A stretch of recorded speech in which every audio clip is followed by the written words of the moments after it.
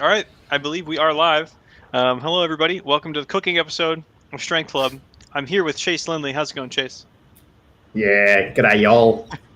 That just sounded more Australian than I usual. know. I tried to do a Texas accent and it just You didn't went come off at more all. Australian. I went more like, yeah, g'day, cunts, how's it going? All right, we said the C word 20 seconds into the episode. Yes, Perfect. finally, we're going to be in YouTube limbo again for the next few weeks, fellas. So Yeah, and as if we're ladies, not so, already there.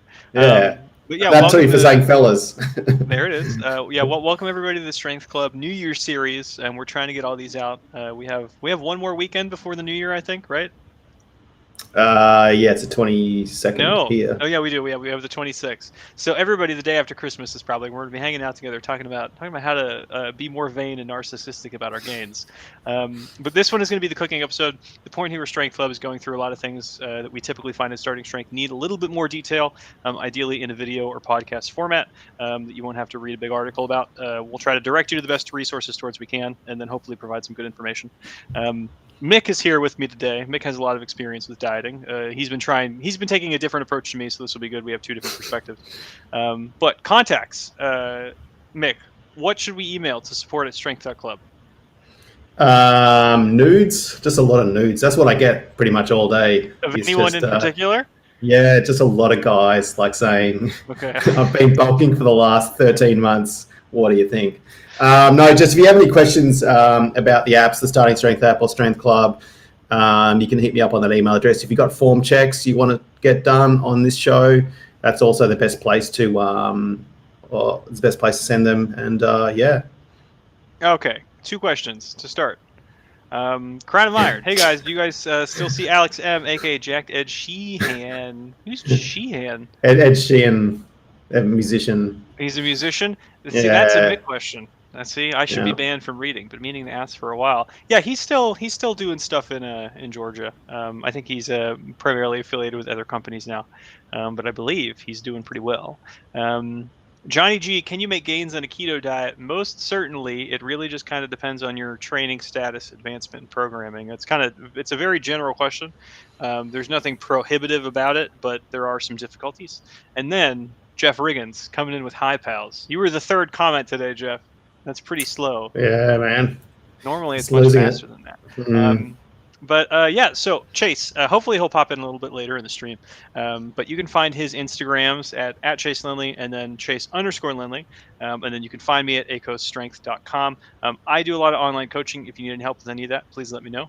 MJDC, here's two. How's it going, MJ? I believe we have a form check from MJ. Yeah, I think we do. I think you sent one through, Okay. Yesterday or today. And then it's important to not forget about this quote from our fearless leader, Mark Ripito. You're thinking too hard about this. You guys snaked the broadcast time. That is true, man. We went from 8:30 to 8:45 just completely out of the blue. We're not professionals. Outside of Mick is, I think. But all right, I read as you guys are naked on the broadcast. I was like, "What? is this a YouTube naked? filter?" It's like, is my camera pointing below the waist this time? But yeah, so we have a good bit to get through today. So our previous episode, go and check that out. That was kind of laying about a lot of the conceptual underpinnings about, managing a caloric deficit or surplus, how to start a cut, why a lot of the common pitfalls and objections to doing so, why you would start one in the first place. That was that last episode. This one is going to be more actual, more real-world applications, how to cook through these things, how to select what's going on your plate. So we're going to recap some things from last time. We're going to go into how to prioritize your macros and your consumption. Then we're going to go through like a utility spectrum for food. So like when you're looking at a piece of food, you have to understand it's a utility item now. It's a utility for your goal, which is gaining or losing weight, building muscle, getting stronger, things like that. How to judge that utility. Then we're going to go into what are good cooking methods for these things in relationship to those goals, and then external dieting tools and how to adjust your intake. Mick, when you're looking at this list, 2 through 6, which one do you think that you'll enjoy the most? What do you think is the most relevant here? Most relevant in terms of what? In terms of for you, for your dieting life. I don't even know if it's on there. I guess. I mean, for me, convenience is really the most convenience and efficiency in choosing what I'm eating is really for me the biggest thing because I'm just lazy, and I want to be very time efficient. So yeah, I think it'd probably come into cooking methods, I guess, and Did you eat a lot of pre-made food, Mick? No, I don't. I don't eat any. Okay, so you cook all of your food and are also very lazy simultaneously. Exactly, yeah. That's terrible. I'm so sorry. Well, no, the thing is, I eat the same thing every day. I mean, I'll switch up at dinner, like the kind of meat that I'm eating in a dinner. But I mean, I make the same thing every single day, and that just takes 98% of the the time that you normally spend on just deciding what to eat. Like, that's the biggest thing. It's like, oh, what the hell am I going to eat today? I've got to make up 180 grams of protein and 100 grams of carbs. What am I going to do? And then you spend bloody an hour thinking about it, and then you have to go shopping for all the stuff. I just do the same imagining thing. you sitting on your kitchen floor thinking, yeah, that's exactly how it is. 3 times a day. You're like, dieting's terrible. Yeah. So yeah, for me, it's just I just try to work out weeks in advance what I'm going to eat, what I like eating, and then just try and fit it into the calories and macros. And it's just easy. I don't have to think for a second about what I'm going to eat today. I just already know what's on. Yeah, reducing thinking. That's a very big one.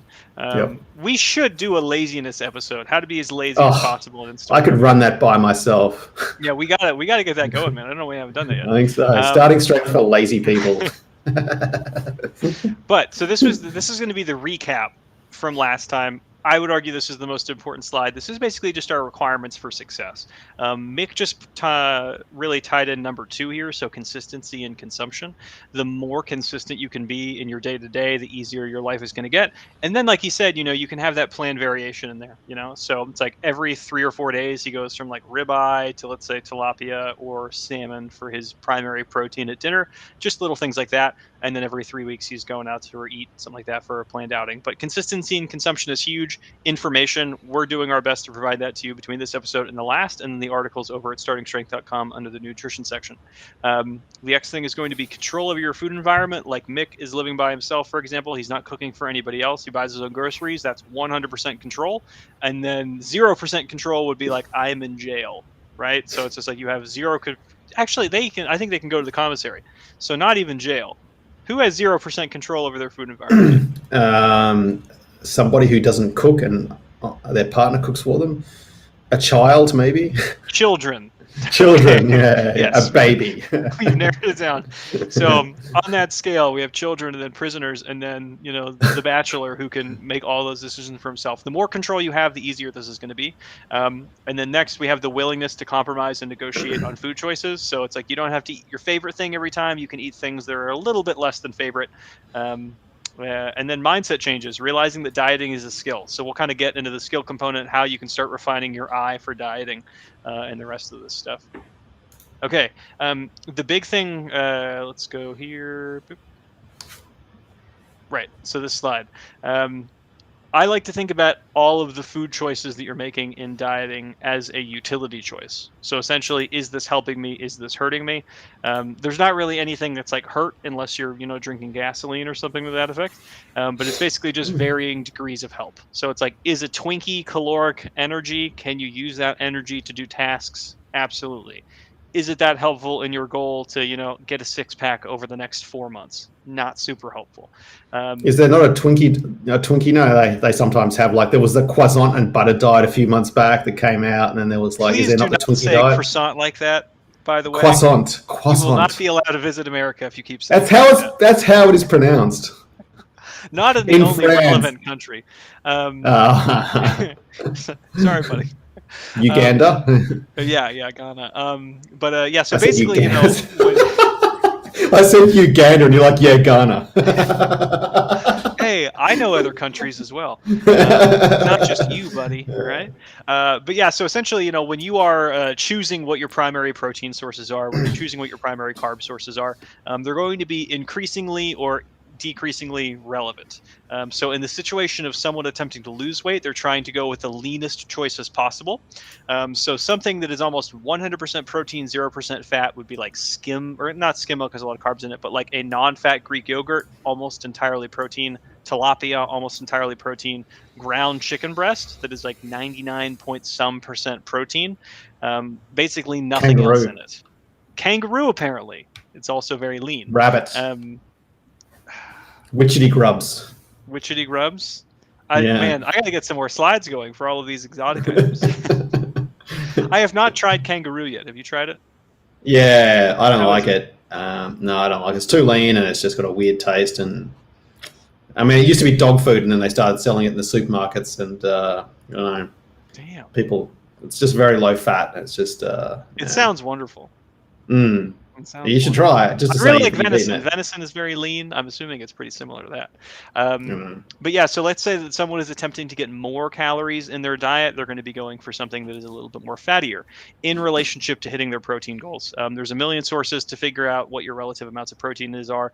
We like to recommend like a pound per or gram per pound of body weight. It's pretty typical recommendation.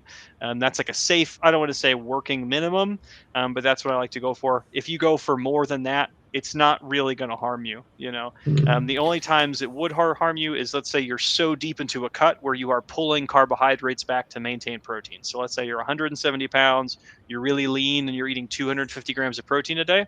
That may not leave you a lot of room for carbohydrates. In that situation, you can pull protein down. But really, in any other situation, there's not really any practical reason to pull your protein totals down.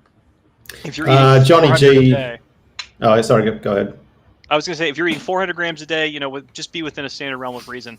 But for like a typical male, 180 to 220-ish pounds, just try to line it up so it matches your body weight plus a little bit more. Mm-hmm. Yeah, so Johnny G in the chat's got a question. Is the suggested protein intake necessary on non-training days? Absolutely, yes. Yeah, so I would have I would thought so. consider protein a reflection of chronic adaptations, not something that's like, I worked out and then I ate 50 grams of protein and then I'm done with protein. 10 out of 10. You can think of carbohydrates being a little bit more like that. So if you're about to go on a 10-mile run, it would be nice to have some carbohydrates beforehand, just like if you're doing a bunch of squat sets of 12. Carbohydrates are helpful for these sorts of activities. But And in protein's relation, just great. Why wouldn't you want to, I know it makes up like, the bulk of wow. people's diets for a reason. I We mean, I guess if co-evolved with you, it. We have a taste for it. I mean, I guess if you're just eating croissants all day, then, It's actually hard for me to get my protein totals in, man. Really, It's like, what are you aiming for? I try to aim for around 200 grams a day, but I just can't stomach eating all of it, frankly. Because it's like my ideal macro split would be like 80% carbs, 15% protein, 5% fat. 19% fat and 1% protein. Yeah, if I can do like an 80% carb split, that's where I feel really good at. Yeah. But basically, it's just like, you want to have every meal, have a portion of protein with it. Get your protein basically as priority number one, and then work your way down from there. Yeah. But in terms of, okay. Oh, I just think for people who are struggling with protein, because there's always, every time you read a thread or on the forum, it's like, how can I eat that much protein? And I just think eggs for me are one of the big ones. Just smash 4 eggs and, a protein shake, bam, there's 50 grams right there. And you can slurp that down in about 2.5 minutes. Yeah, so heating up a pan, spraying a little bit of oil on it, cracking 2 eggs in there, pouring some egg whites in. It takes, you can have that done fully cooked in virtually no time. So a lot of protein that isn't a big slab of meat can be cooked incredibly quickly. Just putting some protein powder into Greek yogurt, put some jam or jelly in there. Thoughts there, 69. Where's Senpai? I do not know where Press Senpai is, man. I'm sorry. I believe he is spreading the good word of the gospel. He's teaching people how to overhead press in Oklahoma City right now. Oh, is that Chase? Is it? Mm-hmm. Yeah. Chase. Have you guys been making anime jokes while I haven't been here? Is that why all this stuff's coming from? Minimal. Thought Slayer 69 came in to call Chase Press Senpai, which I greatly appreciated. Yeah. But yeah, so basically, let's say that you're in the situation, which almost every human is. Let's just take it for what it's worth. You feel like you have more fat on your body than you are, or than you want. Look at this list of things that you're consuming and then saying, hey, normally when I am eating beef, I'm eating a piece of ribeye, or I'm eating 80-20 ground beef. Take that ribeye, switch it to New York strip.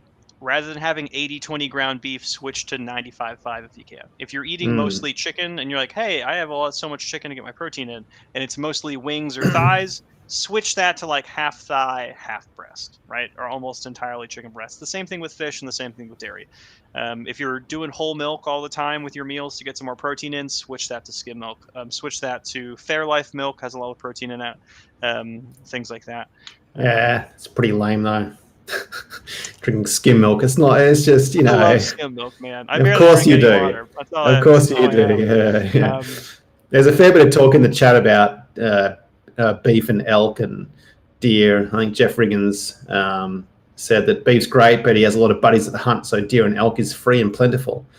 And I think Jeff Riggins might be Joe Rogan. JR. JR?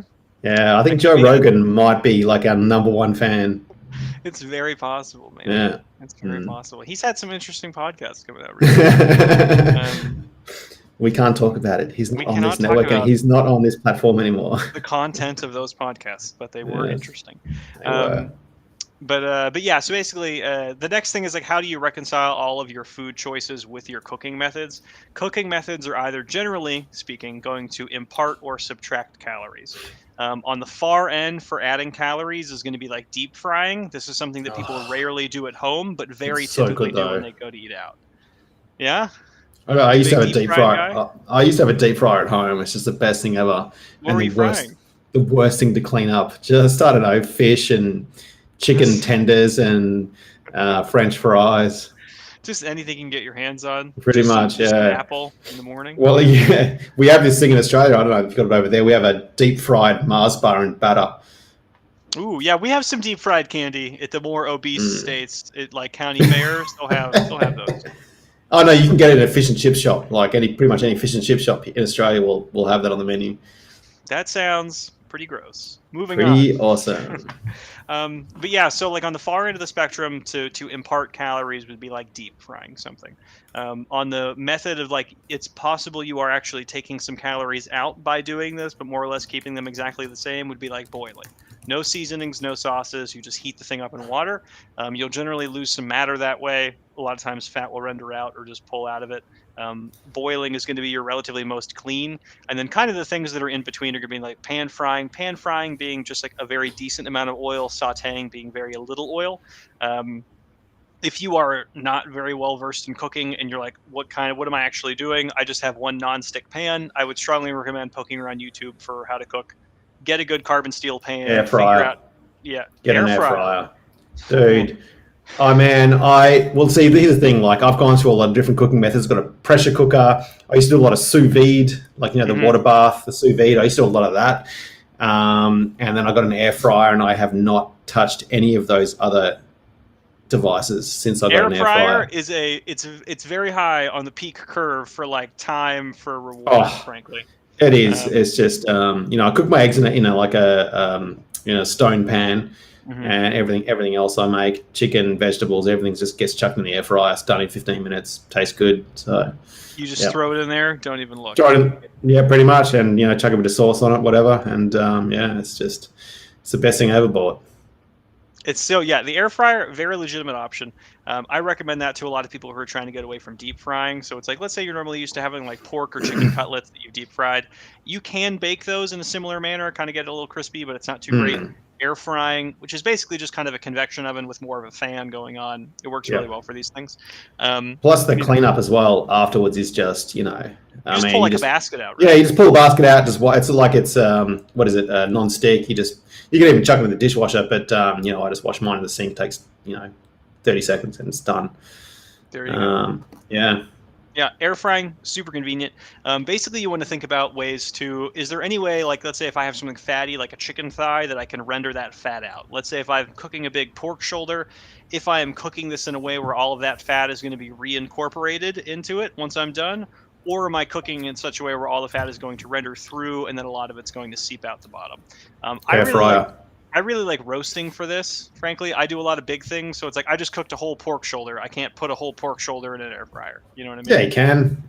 I think it was an 8 or 9 pound pork shoulder. Oh, okay, that's a big pork shoulder. It's a big cube. Was that for Hanukkah? No, that was just for me, man. That was so you would chase to celebrate Hanukkah. One pork shoulder for each candle. That's what it was all about. Nice. But yeah, so like, let's say if I'm having some chicken thighs, if I'm just cooking my chicken thighs directly on a sheet pan, and let's say I'm baking those at 375 for 45 minutes. All of that fat that's going to render out, it's going to be sitting on the bottom, will be in contact with it. You won't actually be pulling that much fat out of the chicken thigh itself. Do you ever scrape it off at the end and just eat a little bit of it though? Absolutely not. Okay. See Mick. ya. Oh God, I wish you were near me so I could just slap you in the face. It's so good though. It tastes so good. I'm sure it is. Schmaltz is really good. Yeah, Everybody knows schmaltz that. is great. Schmaltz is great. I mean, I But don't eat all of it, but just just a little bit. just a little bit, yeah. Just a little bit. No, but so let's say if I'm putting all of those chicken thighs on a roasting pan, when that fat renders out over the course of the 45, 60 minutes that it's in there, that's just calories that I'm taking out. The protein isn't going to render out. It's not going to denature from the temperature. You're not cooking it at 600 degrees. That'll be fine. Baking, it's generally, it kind of really depends on how fatty the cut of meat is. You could be pulling fat out, you could not be, but it's certainly healthier or at least caloric or less caloric than deep frying, or pan frying, or sauteing. Even with something like sauteing, even if you're very good with a cast iron skillet or a carbon steel pan, you're probably going to be putting in a dash of oil, which is going to be somewhere between 60 to 120 calories. For some people, like a dash of oil is 2 tablespoons. For some people, a dash of oil is 1 teaspoon.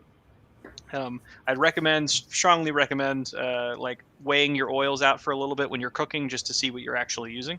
But for most people, this adds a very significant amount of calories to their day. So, like, let's say, for example, like if you're pan searing or pan sauteing some chicken breast, some onions, and then some broccoli, you may think, oh man, I'm having all of these things. There's virtually no fat in them. But each time you're adding another ingredient to your pan to cook, you're putting a dash of oil in, and then all of a sudden you have an extra 300 calories. These are the things that you need to think about. Is the way that you're cooking adding calories or subtracting calories? I try to do it in such a way where, like, a lot of my protein will come from chicken thighs or pork shoulder, but I'll cook it in such a way where a lot of that fat renders out. So it's like you Yeah. can get a cheaper meat with a lot of protein in it, but for less money. That's what I do as well. So what's your primary meat consumption, man? Chicken thighs, and I also do rack of lamb as well. Rack of lamb. Yeah. Do you mean like ribs, like lamb ribs? Yeah. I think they're lamb ribs. You guys Yeah, just they're call definitely it ribs. a rack of. Yeah, we call it, well, because it's in one piece. It's not just, they're not cut up. Okay. So yeah, so that's it's quite fatty, but most of that renders off in the air fryer. Plus, I cut most of the fat off it anyway. It really renders off in the air fryer. It gets that. Wow. Oh yeah, I mean, not all of it, not all of it, but like a good amount. I mean, it's the same as an oven. Okay. So yeah, man, get into it, the air fryer. But yeah, mostly chicken thighs and then rack of lamb. All of these years that I've spent crafting and honing my ability to cook, just straight out the window. Yeah, me too. I just got all this crap in my cupboards now that I don't need anymore. So, all right. So outside of cooking methods, consciously make those decisions. If you're attempting to impart more calories into your food, I still wouldn't recommend deep frying everything. I would probably earlier up in the list go through your utility spectrum and then say, like, hey, am I always eating chicken breast? I should probably switch to chicken thigh. Things like that. NoFap Gamer G has just entered the chat. Oh, our boy. Our boy. He said the best way to eat broccoli is a smoothie. Dude. So actually what Mick was talking about earlier, the schmaltz that comes off of baked chicken thighs, toss a little bit of that in a pan, re-season it after you blanched your broccoli, fry it in there a little bit. It's great. The best way to eat broccoli is not to eat broccoli at all because it's disgusting. That's... It's a vile weed. You're gonna die in like 2 years, and I'm gonna have probably. I'm gonna have to. But happy. I'll be happy.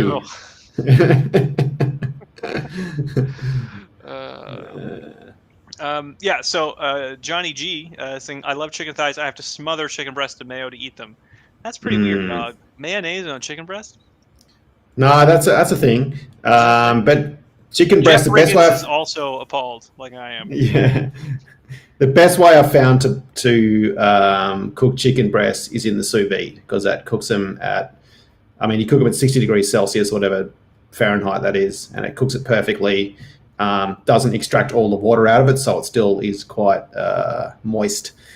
The problem with chicken breasts is they just get super dry if you even overcook them a little bit. So yeah, if you can get a sous vide, that's the way I like to do it. So Mick is very high tech when it comes to cooking here. Sous vide and air frying. Like literally, I would say I have 2 sheet pans just because one of them is usually dirty. And then the rest of my cooking is done in 1 carbon steel pan. Yeah, well, now I'm sort of, all I do now, I just use the air fryer and 1 pan, that's it. I'm done. Yeah, the way that I've found for chicken breasts that I've been dialing in that's really great, doesn't add a lot of calories. Smoothie? Yeah, chicken breast smoothie, slam that. No, it's honestly, I learned it from one of my Chinese roommates in college. But it's 1 part sake, 1 part soy sauce, 1 part mirin. Oh And yeah. then whatever the seasonings you want to use, let that sit there for like 10, 15 minutes. Add a very light amount of cornstarch to it. Toss it in the pan. There's enough fluid in there where it's not gonna like. There's not a lot of fluid that's gonna evaporate out of the chicken breast, and then it can develop a nice coating on it from the cornstarch. It thickens up into a good sauce. Do the back of the spoon test for that, but it's delicious. MJDC, my favorite easy way to cook chicken breast is in the instant pot, high pressure with a block of cream cheese, can of broth, an envelope of taco seasoning, then shred the chicken. Damn, that My sounds boy, very MJDC, that's bulking. That's bulking material right there. Yeah, I believe MJDC has been on a almost permanent bulk at this point. Man, that's awesome, dog. Mhm. I feel like I've had that before. I feel like people have made that for like dip. Yeah. Yeah. Eggs Yep. daily, high omega from a local ranch, Johnny G. Yep. I used to do that whenever I was, attending a ridiculous amount of sport practices a day. I would be like, I have to eat like 14 eggs a day to maintain my caloric intake. It's terrible. Would I not had a recommend. mate. I got a mate, my former gym bro, who I used to my gym partner, who was into all this stuff, and he had a thing where he told me, and he was a real tight ass as well. G'day, Lee, if you're watching. Oh, he was the guy who sent in that video of him doing curls a while ago. Yeah, that's He was Lee. pretty Yeah, jacked, man. he was like he definitely he's like a machine about this stuff. But the guy's the biggest tight ass I've ever met in my life, and he had a thing where he told me that cage-free eggs are actually the same as free-range eggs. They just put a different label on them. Oh, and he would save like 30 cents on a carton. So yeah. How expensive is a dozen eggs over there, Mick? Give us a snapshot into the life of the kangaroo man. Probably like $6 or $7. What's that in real dollars? Four. I don't know. Dude. 4. So I'm in Virginia. I got a case of 60 eggs. Guess how much it was? 39 cents. I wish. It was only $2.50. It's great. Yeah, but I mean, what kind of eggs are these though? You know. From chickens. That's what I know. Well, I mean, are they? Even if they're not, hey, what can you do? I mean, I try and buy the free range organic big ones, but I mean, yeah, like probably it's about to right. Okay. Eggs, excellent calories percent. This is a longer one to talk about. The dieting supplement meal replacement, the dieting food industry is massive. It's massive for a reason. I think most people don't know how to use them. They will use the product, what I perceive as incorrectly, and then they will end up kind of digging a bigger hole for themselves. I think the big distinction to make is that, is it a dietary supplement? Is it something to add in addition to your current consumption, or is it meant to be a replacement? Some things are very clearly a replacement. So like Halo Top or a diet ice cream, very clearly not meant to supplement your diet, where it's like, oh, I need an extra 20 grams of protein. The first thing I'm going to do is go to Halo Top. Whereas certain protein... Halo Top? Do you have Halo Top there? No, what's that? So essentially it is... it's a dairy-based ice cream with a higher water content. They pulled almost all the fat out and they added a little bit more protein. They took a good amount of the carbs out by going to artificial sweeteners rather than sugar. So it's basically just sugar, like chemical sugar water. It's frozen. It's really close to ice cream, like 30% of the calories, I would say. I feel like that would probably just make me shit myself. It's very possible. But we have to go back to this thing. Do you remember the willingness Which to is compromise? also a win, though. Yeah, willingness to compromise. Are you going to go, are you like, oh, I need the best ice cream possible. I need gelato from an old Italian man, It's like, no, you'll be fine. No Fap Gamer G, ultra filtered milk is really good. I don't know if I've ever had that. All I get is skim milk. What does that even mean? Yeah, please let us know. NFGG. But yeah, so protein bars, for example, there are kind of two distinct camps with them. A lot of them, you can kind of clearly tell this by size. So like a Met RX bar, it has a relatively low fiber total for how large it is. You can eat like 3 of them and not notice that you've actually eaten them. They're like 400 to 450 calories a piece. Whereas a Quest bar, it's going to be a lot harder. It's going to be a lot chewier. It's going to have a much higher fiber content. So like, which one of these would go in between the supplement versus the replacement camp? The Quest bar, that would be a big supplement. It's like, hey, I'm out. I need to get something at a gas station. I need to get something at the store before I go home. I'm just really hungry. I'm going to go for something that's going to be that supplement, like a Quest bar, as opposed to getting like a Met RX bar, just because the calorie totals are so dramatically different. The things that you would use for let's say, just, I don't want to say performance needs, because that's kind of it's a little ambiguous, but like, let's say it's like, hey, you just got to work out in, you're trying to get calories in as fast as you can. Things like a MetaRx bar, a Gatorade bar, they'll have very little fiber in them. They'll have a lot of carbs, not tremendous amounts of fat. That's exactly what you're looking for. Whereas I'm trying to satiate myself so I don't eat anything else, that would be more on the Quest side of the spectrum, where it's like 15 grams of fiber from a bar that weighs like, 70, 80 grams of weight itself.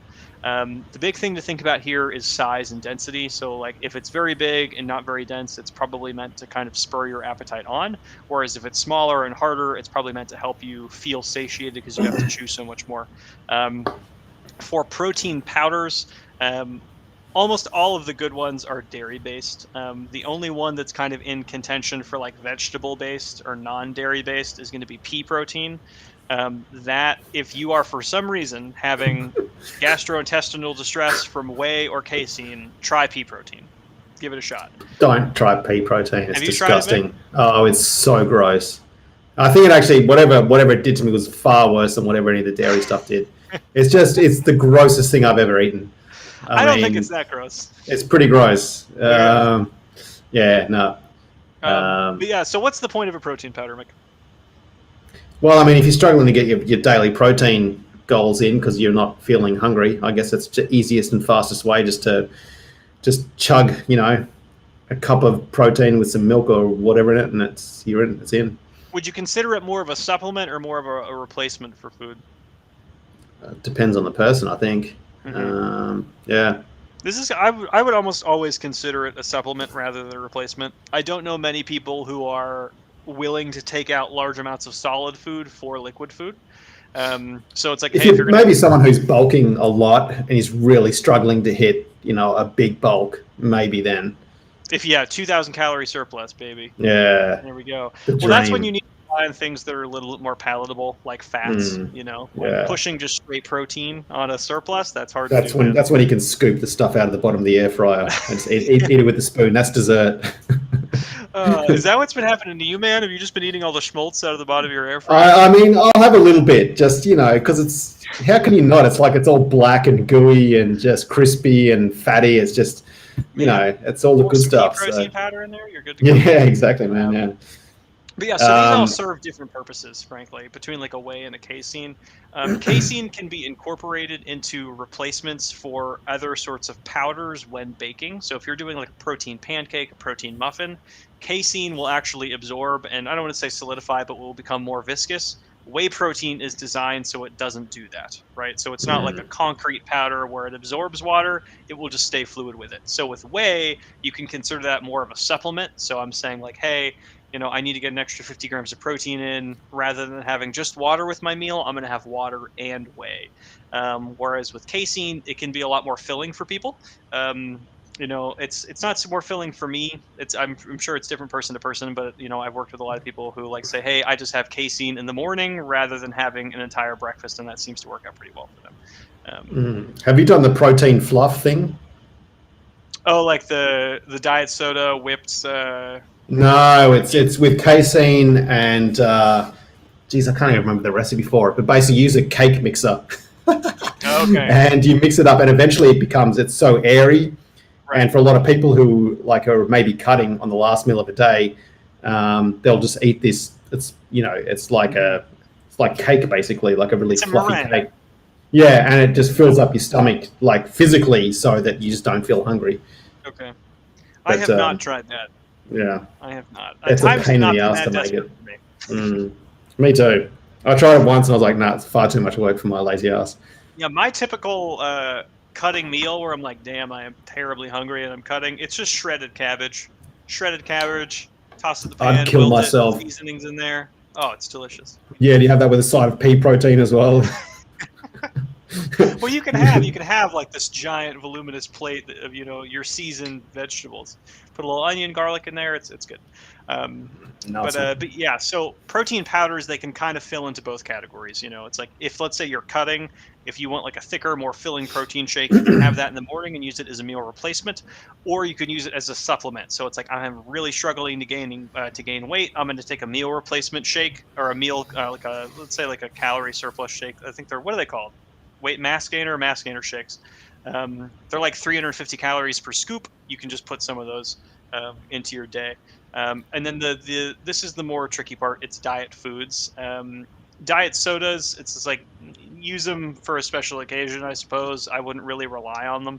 I rely on them. You do? Oh yeah, when I'm cutting for sure. Like yeah, it's just How bad is it? How bad is only Diet Coke all day every day? What is it? Probably 3 or 4 cans of Pepsi Max every day. Pepsi. Pepsi Max. I don't like Coke Zero. I don't like. Yeah, and a croissant. Just like powdered, like just dusted with pea protein. What a terrible country.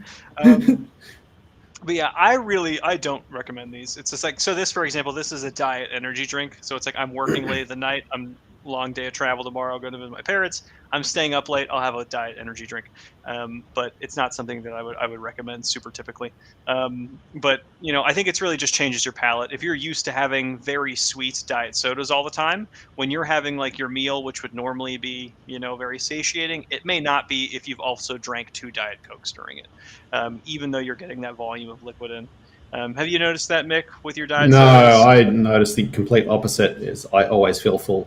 Okay, just from just from the liquid, the amount of liquid that's going. A lot. Yeah, probably, yeah. There you go. Alternate strategy. The toilet runs every 12 and a half minutes. Aren't that convenient though? That's how you get your steps in. It's kind of this big circle of life. Yeah. But yeah, so Quest has come out, and then a lot of companies have been following this: protein chips, protein cookies, protein pizza. Essentially, what they're doing is they're taking a lot of the carbs out. They're putting in proteins in replace of them. They're taking fats out where they can. They're taking sugars out where they can, replacing them with artificial sweeteners. I would treat these in a similar vein to how you would normally treat a dessert. So it's like if you would have a dessert, let's say 2 or 3 dinners out of the week, I wouldn't all of a sudden add in protein cookies at the end of every meal just because you need more protein. It's not really advantageous for that. Think of it kind of as a tool that you would just substitute, Oh, Captain Awesome's here. Actually managed to come across one of these live. How's it going, Captain? Yeah, let us know if you have any questions, dog. We're talking about how to cook for gains, how to navigate diets. Oh no Fap Gamer G, he caught the typo. It says deserts and not desserts. R.I.P. me. And you also made a typo with P. It should have been PEE. That's also a pretty good. You're just gonna let me hang on that one for a while. Ammonia and urine-based protein. Yeah. But yeah, so protein chips, protein cookies, protein pizza. If you're ever having a moment of weakness where you're like, man, I really want to go having pizza, you and your wife are sitting at home, you're both started your New Year's cut, and you're like, we kind of want to have something that's a little bit different than usual. Grab something like this. They're a great tool. They exist for that specific reason. Avoid buying these things in bulk, because it's like if you have a bunch of protein cookies in your cabinet, they are a little bit less calorie dense, and it's a little bit better for you than a normal cookie, but it's definitely not as good for you as chicken and rice. End of the day, there's no way it shakes out any different than that. I just can't keep. I'm just one of those people. I just can't keep any of that stuff in my house because I will eat it all in one sitting. So yeah. I don't buy it. I don't have it in my house. I don't think about it. Yep. So it goes back to Mick is kind of the ideal dieter. I'm sad that Mick isn't shredded 24/7, 365. I'm getting back to it though. But here we go. Autonomy, control over the food environment. That's your boy right there. If you have 100% control of that, you're in a really, really good place. Things like diet ice creams and desserts, they kind of fall into that same thing. Now, the one thing I will say, I endorse the hell out of these. It's like put them on everything. Put them on your toothbrush after your toothpaste in the morning. It's low and 0-calorie sauces. Have you explored these, Mick? Oh, a little bit. Mainly just stuff like chili sauces and things like that. But no, not a whole lot. Really? Yeah. That surprises me. I feel like most people who do diet sodas also do the low 0-calorie sauces.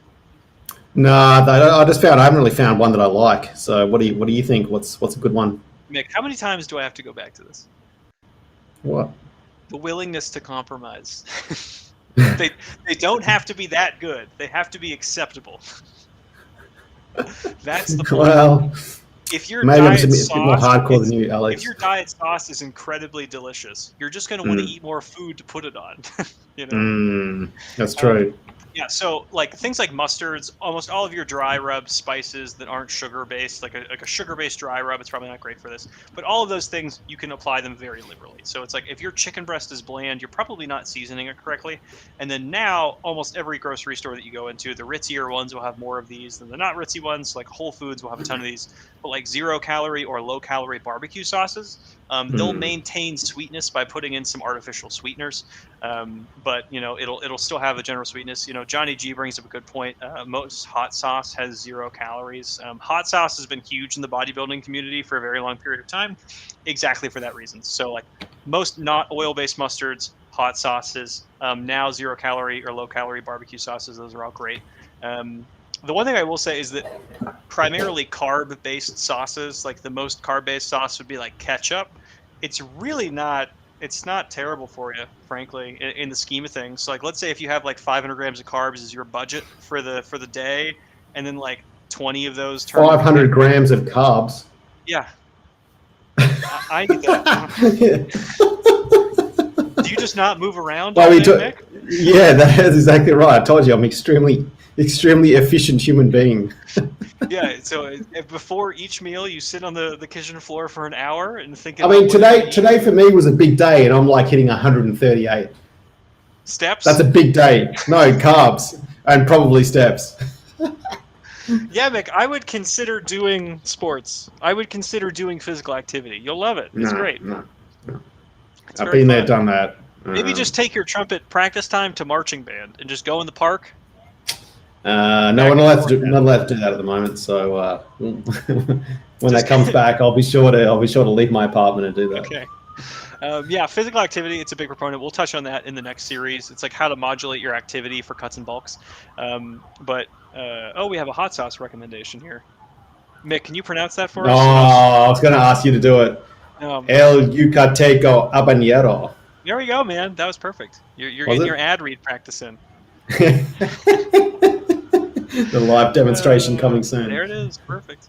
But yeah, so strong recommendation for lower 0-calorie sauces and desserts. Put those on really everything. So it's like, even for bulking, you know, frankly, it's like if you're having a hard time getting your chicken breast in during your bulk, put some low-calorie barbecue sauce on it. Anything that's going to be more fat-based of a sauce, so like something like a ranch or something like a mayonnaise, I would strongly ward against those. I see no use in it. It's like, what is the American obsession with ranch? It's a cream-based sauce that has a little bit of a tang to it, so like it fills multiple roles, you know. So it's like you can add in a little bit of savory, a little bit of creamy, but also something with a little bit of kick into it. Yeah, that's all I can say. Makes no sense to me. I personally don't like it very much, you know, but for some reason everybody loves it. But yeah, so low is communist. As an American, yeah, Captain Awesome. I am not at all interested in ranch. Well, I don't think you're American. You might be spelling like that. I'm American, but I can spell it. It sounds like something a Borat would say. As an American, I am not interested in ranch. Yeah, it's very possible that the Captain Awesome is sitting in deep in the jungles of Peru right now. Vegemite. With us. For a while, we had a lot of viewers from South America. I don't know why. Because they thought you were one of them? That's very possible. But for a non-zero amount of time, when we looked at our analytics, there was like there were large hubs in South America and then like Northern Europe. It's like, all right, whatever, man. Well, that's Chase covered as well. That's it. That's What's it. going on, man? Yeah. But yeah, so that's all I would really recommend for right now. Basically, you want to think about what choices you have to make, what tools you have, and then this is kind of the big one. We'll spend some more time on this. It's actually adjusting your intake. So we've made it 45 minutes in, boys and girls. It's really just all boys. Who are we kidding here? Yeah, Joe Rogan said Valentina is another staple of mine. So I think he's Is that a moved hot on from. sauce? Is that what I it's think he's telling moved us? on from elk to human flesh. Sinclair, late to the party, but death to ranch dressing. Yeah, man. I can't do it. I can't do it. I don't think there's any pro ranch parties in the stream right now, frankly. If you are, please speak up so that people can insult you in the chat. Yeah, so when you need to adjust your intake, you need to establish your win conditions. Do not adjust your intake unless something is going wrong or things are starting to not move at all. So let's say you're attempting to gain weight at 0.5 pound a week. If you are still doing that, do not change anything. There's absolutely no reason to. The same thing for losing. It is nice to forecast how many weeks you can sustain that for. So let's say that you have been losing 0.5 pound a week, and you think probably in 4 or 5 weeks you're going to have to cut something else out, or you're going to have to add something because you're getting progressively more hungry. It's a do not move, do not adjust anything. It's very similar to programming unless you feel the actual need to. If you have dieted before and you can tell that something is coming up on the horizon, then you can try to get ahead of it. Mick, you're starting a cut right now, Mick, is that right? Yeah, about 2 weeks in. Yep. Okay, and then what are your targets for loss?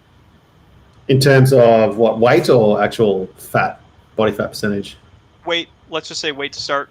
So I started at 82 kilograms. Probably want to try and get down to 75 without losing too much strength. So it'd be good to get down to below 20% body fat again for the first time in a while. So like a quarter of a kilo, 0.5 kilo a week, you're thinking? Or are you going pretty Yeah, I think so. Yeah, roughly that. And I think I'm down about 78.9 today. So I'm already down sort of 3 in 2 weeks. So okay. It's gone pretty well. Yeah, so one thing to note here is that, don't think about changing anything until you're a few weeks in, So some of the big changes that happen from massing to cutting is that your food choices and then gut content will change dramatically. So when most people are bulking, they're going calorically dense but not very voluminous foods. So it's like that person who's eating 4,000 calories a day, they're not getting that through cabbage and chicken breast. They're getting that through ribeye and then like pasta with a lot of oil in it, things like that. Whenever you switch to your cut and you're like, man, I'm eating, 1 pound of broccoli a day and then a lot of chicken breast and I'm drinking a ton of water, it's going to take time for all this to level out, particularly your gut content. So don't let these things confuse you. If you keep your food choices exactly the same, but then alter the quantity of them, then it's pretty reliable in the beginning. But you need to establish if what you're doing is working. If what you're doing is working, don't change anything. But I honestly say go for 0.5 pound a week. I think that's pretty safe in both directions. You can cut faster than that, but it's just kind of miserable. I would recommend that once you have a little bit more experience. They're just talking about hot sauce still in the chat. I'm glad we have a Maybe we should have a hot sauce. We should have a hot sauce episode. I mean, it seems like man, I can't handle spice whatsoever. Virtually you've just disappointed all of our viewers from South America. I'm sorry, everybody. Yeah, I can't. I can't Central America. Yeah, I've had like clam chowders that are a little bit too peppery, and I'm like, whew, this is this is crazy. But yeah, so the next thing I would say is evaluate. That might be the gayest thing you've ever said. I also can't drink alcohol because it hurts my tummy, Mick. Oh, your tum-tums. Yeah, it hurts my tum-tum. But yeah, so whenever you are forecasting your win conditions, how long you're going to succeed for, and then why, the next thing you need to do is evaluate your opportunities to change. So let's say you're losing weight consistently, but it's not going to last forever. You want to get ahead of it and start thinking about where you can change next, right? So let's say every night you are having a little bit of Halo Top ice cream. Let's say that every 2 or 3 days that you are having a few protein cookies or something, protein pizza, something like that. Those are the things that you need to take out. Or let's say even in the situation where you are bulking and you're like, hey, one thing I have noticed is that I am a little bit more hungry than I should be going into lunch. One thing you can do is you have breakfast at 7 a.m., go have like a protein bar at 10 and then have your lunch at noon. That way that, that protein bar will be mostly digested by then. You can head into lunch with more of an empty stomach. you want to figure out where your little weak points are or where you could actually wiggle things in. If you have like a hyper busy, hyper rigid schedule, it's going to have to come through food choices. So let's say that if you're having, for your dinner, you're having one chicken breast, like half of a bag of broccoli and then some rice, and you need to cut more calories out. Make me take the rice out, go to all broccoli, and then in the inverted situation, and you need to gain weight and you're having a hard time eating all of your chicken breast, go to chicken thigh and then have a protein shake instead of water with it. So you need to find all possible opportunities for your changes ahead of time. You don't want to have to figure that out on the fly, and then you'll end up like Mick sitting in his kitchen in the dark, trying to But figure out happy, so happy. figuring out what to eat for 3 hours a day. And then the next thing, it's like, so whenever you do say, it's like, I found an opportunity to change, I know I need to change, how do I actually implement that? I would never recommend attempting to do it all 7 days in a row. That's just foolish. Most people never do anything 7 days in a row and then do it to a high level. So it's hard. One thing I would say is that start whenever your work week is more flattering to you. So like, it's say if you have like a backloaded work week and Thursday and Friday absolutely suck, start implementing your dietary changes on Monday through Wednesday. And then whenever you have the courage and bravery to, and if those changes weren't enough, add it on Thursday and Friday. It's very rare to make a large systemic paradigm change and have it work.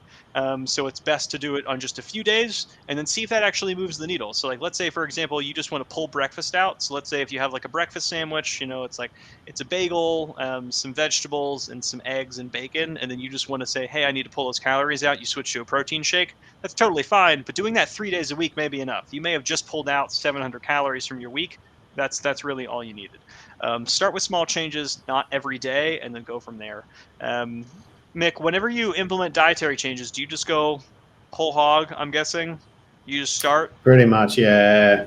I do, but that's just the way I am. I don't like screwing around, but I know for some people that's a big change. Here's the thing, though: I don't change a lot in my diet. I generally just change the amounts or make small changes because my diet's so easy. So generally, no, I'll go from 600 grams of chicken down to 500. It's not a big change. It's just slightly less. So yeah, but I think that works better than making massive changes and completely. Yeah. One of the rare times that Mick and I agree. I'm gonna write that one down, boys. There we go. Yeah. Yeah, so the next thing I would say is finding the resistance point in your changes. It's kind of like with programming, it's like with exercise. People will say it's very simple and it's easy, but it's not. Otherwise, you would see people having resounding success. Virtually no one is successful at these things. So if you are successful at it, understand it's like, oh, I'm probably doing something right. Or if you haven't had historical success with it, you have to figure out why. For most people, it's going to be apathy or forgetfulness. I would put it into one of those two categories. If something is really inconvenient, you're going to be apathetic towards it. You're not really going to care to do it. It's just not a big priority for you. And if you have a lot of very small, meticulous changes, so like, let's say, hey, I'm going to pull 25 grams of carbs out of every meal that I'm making. Sometimes you just forget to. You'll put an extra spoonful of rice into your Tupperware. It's not something that you have to be super religious about. Mick, what's the primary point of resistance for you on these things for success? What would you say? I think it's proper resistance. This cut's going really well, and in the past, my cuts haven't gone that well because I just get crazy hungry.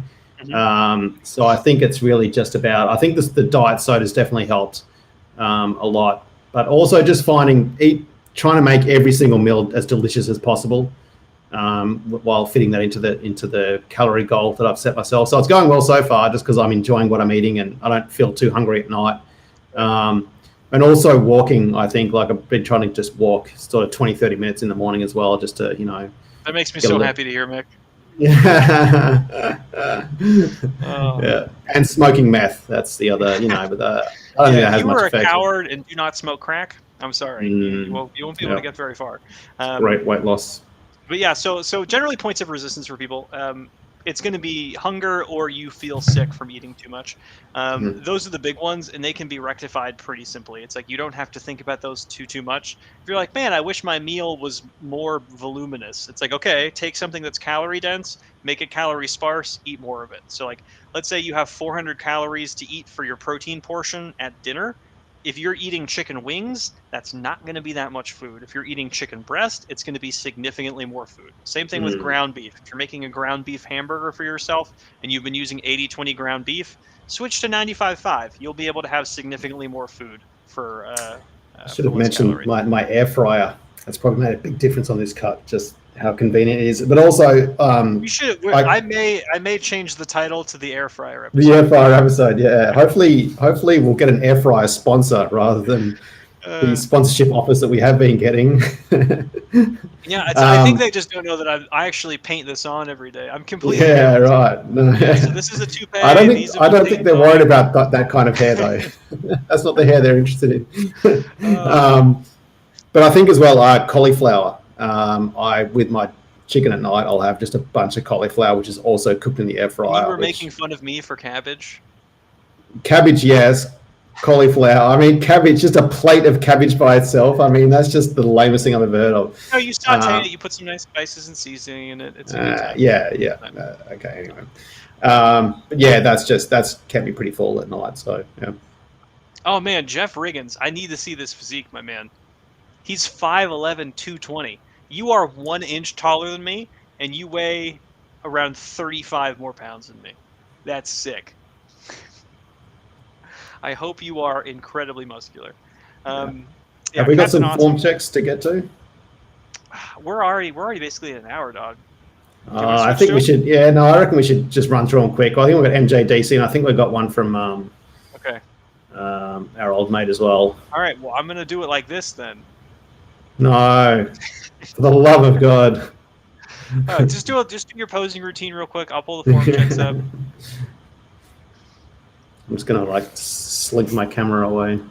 Yeah, tell us about I don't know, man.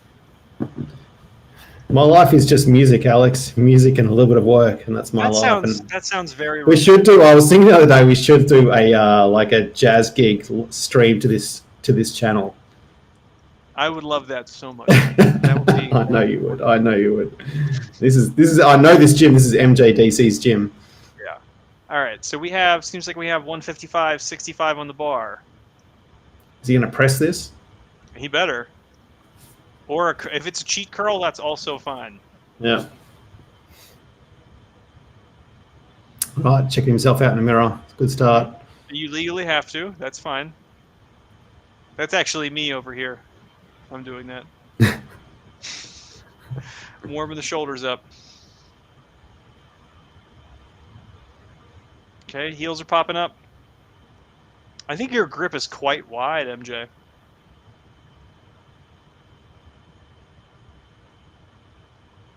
Okay, failed on rep 3. We'll watch this again. Yeah, so I think he's wearing lifters. It's a little bit hard to tell here, but it's either that or the floor is very squishy because he is rocking a little bit all over the place. MJ, I would recommend you just be less dramatic overall with this whole thing. If this is your heavy press day and then sometimes you fail reps, that's probably okay. I still wouldn't recommend programming to expect to fail reps just in general. But on your lighter days, think about doing the same exact thing, but being significantly less dramatic about it. You're allowed to do a little bit of hip movement, but that's it. Yeah, so MJ, he said wearing floor lifters and the floor is squishy. Yeah, a squishy floor is just hard to press on no matter what. If there's another rack that has a solid floor or a platform, definitely try to press there. Just how long the kinetic chain is in the press. If you're pressing on a squishy floor, it's just you're going to wobble. It's very hard to not wobble on it. I got it to a point at one gym that I was at that had a very squishy floor. I actually bought like just a lump of wood, a lump. And a lump of what's it called? It was just like a square tile, plank, a board that basically I chucked into the squat rack to at least give me a little bit more. Yeah.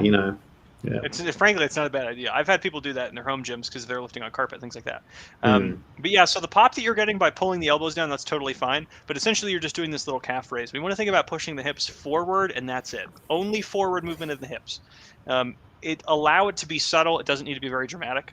If I were to say what you would be appropriately doing for fives in this context with good hip movement, not lifting your heels, it's probably 135. I can't imagine. I think 140 possibly. Yeah, he said he was so mad whenever the gym put those floors in. So change gyms then. Yeah, change Wow. gyms, dog. Home gym it up. Mick, you're back. Hey, Back in the spotlight, man.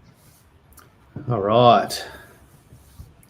Have we got one from Gold's Gym? Oh, please be a press. Who are we looking for, Mick? I thought we had some from.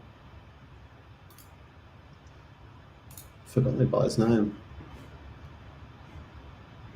Anyway, you go ahead. I'll see if I can find it. Okay. Yeah, poke around there.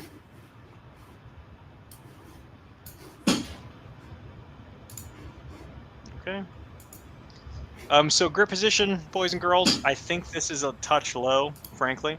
I would scoot this up a little bit. Not that being too low is... That's a good point, Jeff.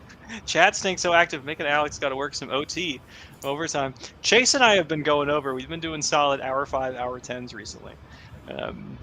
But yes, yeah, we appreciate the active chat. I really do. It makes it fun. Ideally, we all want to look like this. That's the guy who we want to look like, right? But yeah, so in this video, I believe the bar is a little bit too low, and then we'll see how depth is here. I think depth is going to be high. Yeah. So right there, it was very subtle, but you can see him pick the head up. The head picks up when he's attempting to come out of the bottom. I'll replay it one more time. Head comes up right there. Keep the head down, keep your nose pointed down, and go down for longer. So I don't think anything that he's doing here is prohibiting him from getting to depth, but you just need to keep descending for a longer period of time. That's really it. Things that could help for you is think about shoving your pecs down between your knees. Drop your pecs, punch them straight down between your knees, and then widening the stance up. You know, it's like you have a good bit of stomach that is quite possibly running into your thighs. So if you are, if it basically, I've never been in this situation myself. I don't have the physique for it. I've heard this from other people. If it feels like your stomach is running into your legs, just move your legs out to the side a little bit farther.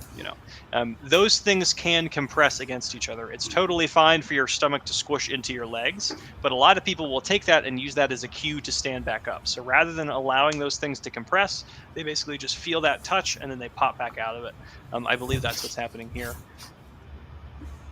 Yeah, he's decently high, and the head is coming up. So I would work on those changes, man. Otherwise, that's probably going to be... You should have those fixed. Yeah, move the bar up, wind the stance, keep your head down, drop your chest down. You'll be able to get to depth. And then Sinclair said, the right arm looks like it's suffering with that grip. Weight in the hands. I've been correcting that in myself. Yeah, so one thing that you'll notice is that whenever people get really low with the bar position, they will almost be forced to carry more and more in their arms. It's just kind of an unfortunate artifact of it. Otherwise, you're going so wide, you're basically touching the plates. You're like all the way out here. So having that bar position, not high bar, not all the way down, like basically towards the middle of his posterior delts. We went just a touch higher than that. I've been seeing a few of these pop in. I have no idea what this means. Mask Tech. Thank you, Robot Delinda Pancho. Mick, did you find that deadlift video? No, I didn't. Who was it that was saying in the chat? Someone was saying in the chat there was Dallon Reynolds.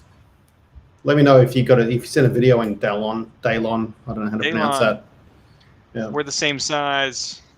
Man, I don't know what that's in context to, Mr. Reynolds. I was not reading that far back in the chat, but I hope so too. Yeah. So I think we've got one more from MJDC, and then we've got Ben and Caradanes. Is that the ones you're looking at? Caradane, that one we did last time, actually, and we still do have this Ben squat. I believe this is either an updated one or an old duplicate, but we'll find out. I think we have one for MJDC as well. What's your username, Dallon, or where did you send it to? Let me know. Because I can't see it at the moment.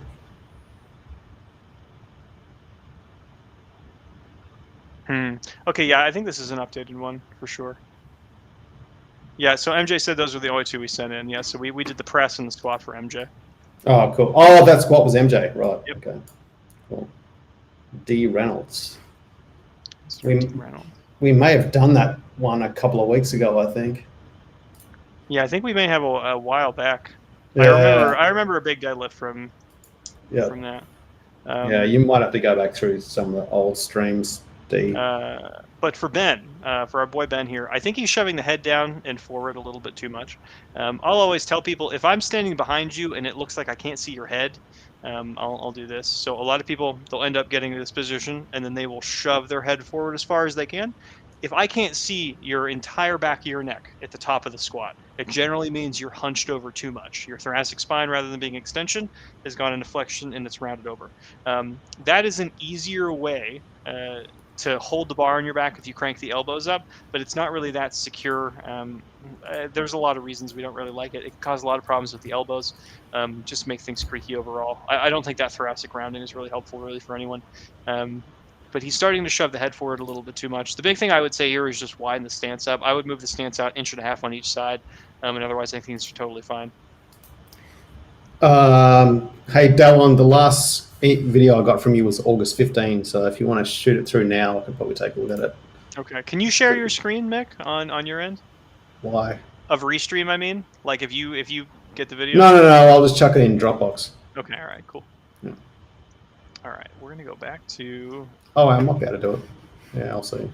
We can do that, actually. Probably give him 30 seconds. If it's not done then. Do you want to wrap it up? 30 seconds? No, everyone just has to stare at us. Yeah, no, I'm getting the contact information back. Mm-hmm. There we go. Daylon said through the app, right? Yes. Oh, anybody's still watching, you can submit videos through the app. Mick can probably the quickest way to do it. Yeah. Yeah, probably the quickest way to do that. Yeah. Okay. So, where can people find you, Alex? Need to get off my ass and timestamp usernames on the form checks. Are you saying we need to get off our ass, or are you saying that you guys do? We already do. We didn't get the video, so we're trying our best, Jeff. Yeah, man. Trying our best. Yeah. But anyways, contact information. You can find Chase at those Instagrams. You can find me at my website. I do online coaching. I do in-person coaching. I do a lot of camps. Let me know what you need. I probably have it. If you want to send videos in for the show, you can send that into support@strength.club. And if you want to email Mick pictures of your posing routine, that is an excellent place to do that as well. Any parting shots for the crowd, Mick? Well, Dallon just said he uploaded his video. I'm just sort of refreshing things now to see if I got it. But we are urgently refreshing. We may have to push it in. May have to push it into next week, old sweet D. So, and then if you have any, so this next one, it is the last of the New Year's series. We may continue the New Year's series into January. We're not entirely sure yet. If you have any topics that you want us to go over, please drop those in the comments or put that towards any of our emails. Frankly, that's totally fine. Yep, all good. I think that's it. I think that's all right, it. Boys. Thank you very much, everyone. See you, everybody.